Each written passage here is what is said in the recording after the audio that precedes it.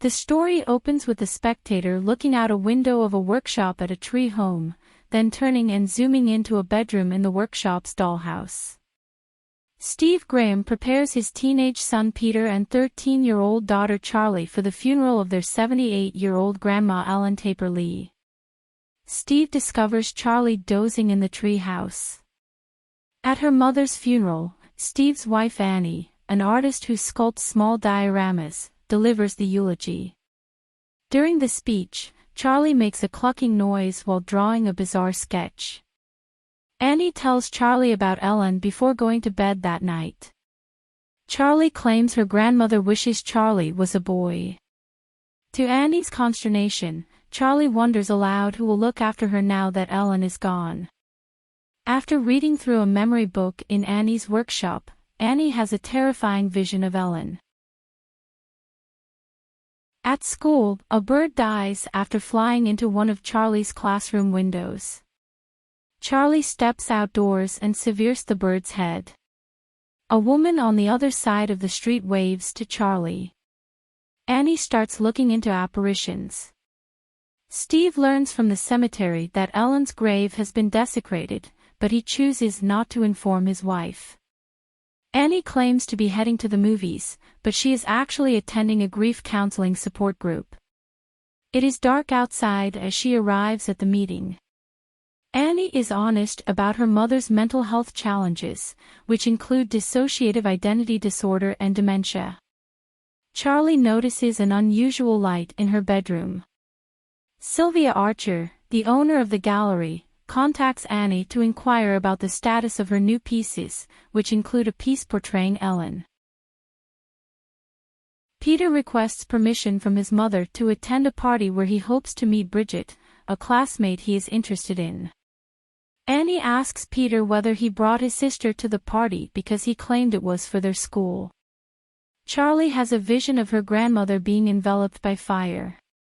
When Charlie is shocked out of her stupor, she makes her clucking sounds. Charlie informs Annie that she desires Ellen. Annie forces Peter to bring Charlie to the celebration. Peter, frustrated with having to keep an eye on his sister, ditches Charlie to use marijuana with Bridget and their pals. Many of the women at the gathering are dressed in long flannel shirts. Charlie unintentionally consumes chocolate cake containing a chemical to which she is allergic when she is left unsupervised. Charlie starts choking as a result of an allergic response. Peter, frustrated with having to keep an eye on his sister, ditches Charlie to use marijuana with Bridget and their pals. Many of the women at the gathering are dressed in long flannel shirts. Charlie unintentionally consumes chocolate cake containing a chemical to which she is allergic when she is left unsupervised. Charlie starts choking as a result of an allergic response. Peter, frustrated with having to keep an eye on his sister, ditches Charlie to use marijuana with Bridget and their pals. Many of the women at the gathering are dressed in long flannel shirts. Charlie unintentionally consumes chocolate cake containing a chemical to which she is allergic when she is left unsupervised. Charlie starts choking as a result of an allergic response. Peter lifts his sister to his car and drives her along a dark country road to the hospital. Charlie pops her head out the window to get some fresh air. To avoid an animal in the road, Peter swerves. Charlie's head is severed and it collides with a utility pole. Peter drives home in a stupor after sitting and staring in captivated shock. Annie rushes outside when it is light and is shocked to discover her daughter's headless body in the back seat of the car. Charlie's funeral is held by his family. Steve looks through Charlie's drawing sketchbook. Peter has a panic attack while consuming marijuana before riding his bike home from school. In the dark, Peter arrives at home. Annie is alone in her grief as she sits in her car in the driveway. Annie is on her way to her grief support group meeting when she chooses to turn around while still in the parking lot. When she arrives, it is dark. However, before Annie can leave, another member of the group, Joan, notices her and stops her to talk. Joan confides in Annie about the loss of her own child and grandson after learning of Charlie's death. Steve makes a pass at Annie when she returns home, but she rejects him. Annie spends her nights in the attic. Peter hears Charlie's clucking and sees what he believes to be a vision of his deceased sister in his room, but it turns out to be his own hoodie in the corner. Annie pays a visit to Joan at her apartment. Annie tells Joan of a sleepwalking event in which she bathed Peter, Charlie, and herself in paint thinner from head to toe before waking up to discover herself about to light a match. Annie's body language suggests that she was holding matches in her left hand and a can of paint thinner in her right. Annie claims that her connections with her children have never been the same afterwards. Steve discovers Annie making a horrific diorama of Charlie's death scene. During an unpleasant meal with Steve, Annie, and Peter, Annie blames her son for Charlie's death. Peter answers by reminding Annie that she was the one who compelled Charlie to attend the party in the first place. Annie meets Joan in an art supply store. Joan excitedly tells Annie about an open séance she attended that altered her mind about psychics. Joan informs Annie that a medium conjured up her deceased grandson Louis and showed her how to conduct a séance. Joan keeps a chalkboard in her car trunk. That night, Annie awakens to see a swarm of ants leading to Peter's dead body. Annie awakens from a sleepwalking trance over her son's bed, forcing her to speak with Peter. Peter wonders why Annie seemed to be afraid of him. Annie unwittingly admits that she never intended to be Peter's mother and attempted a miscarriage. Annie awakens to find herself in the middle of a vision within a vision. While Steve and Peter sleep, Annie recites Joan's spell with Charlie's sketchbook. Annie enthusiastically wakes her husband and son for another séance, claiming she contacted Charlie.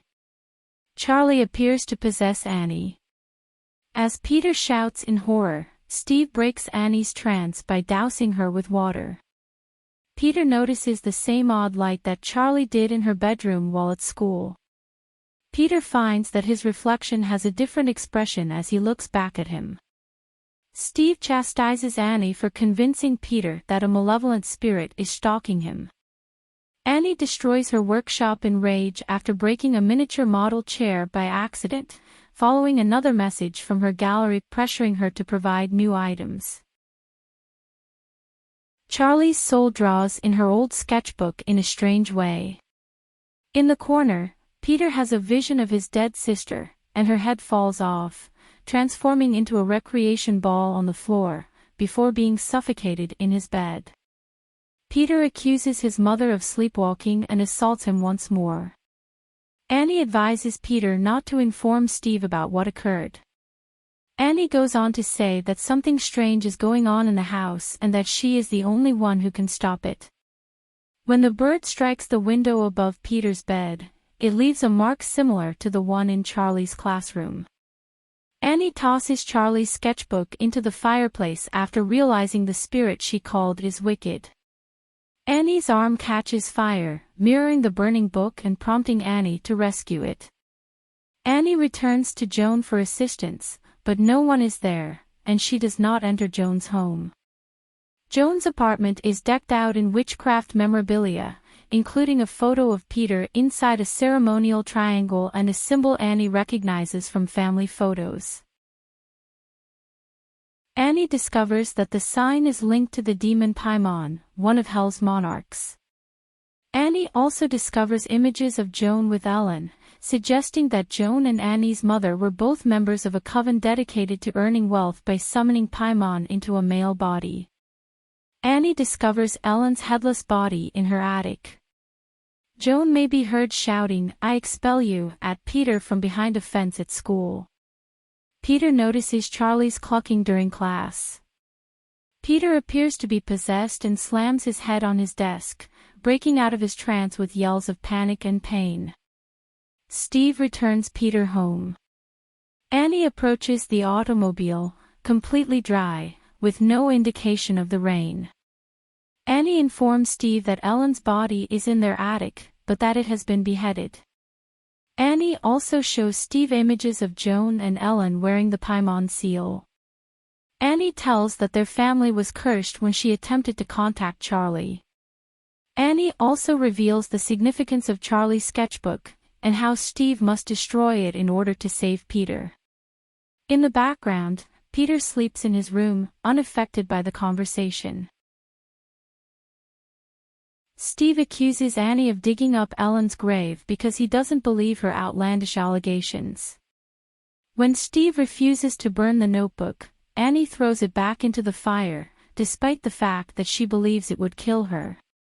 Steve, on the other hand, spontaneously combusts. Peter gets up to examine the home while his demonic mother hovers in the corner above his bed.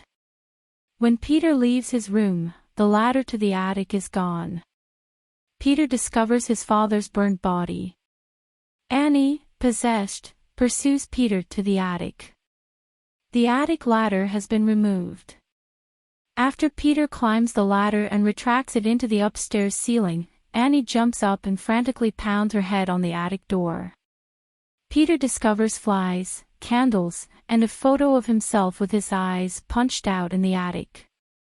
Ellen's body has vanished. Annie leaps above Peter before slicing her own head. Peter runs out the window when confronted with this horror and 3 undressed devil worshippers.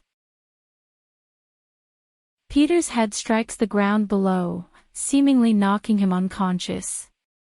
Peter stands up as an unnaturally shimmering light lingers around his torso. Peter follows his mother's headless body inside the tree house. Inside the tree home, Peter is greeted by a crowd of largely devil worshippers in various degrees of undress. There is one woman in a bathrobe with long hair. Charlie's severed head stands on a Paimon statue. With a disoriented, flat expression, Peter glances around, and we see Annie and Ellen's headless bodies kneeling on the floor in front of the statue. Joan's voice names Peter Charlie as a woman crowns him, but the coven greets Peter as Paimon as the demon arrives. The narrative concludes with a shot of a model tree house filled with dolls that resemble Peter, the coven, and the headless Annie and Ellen.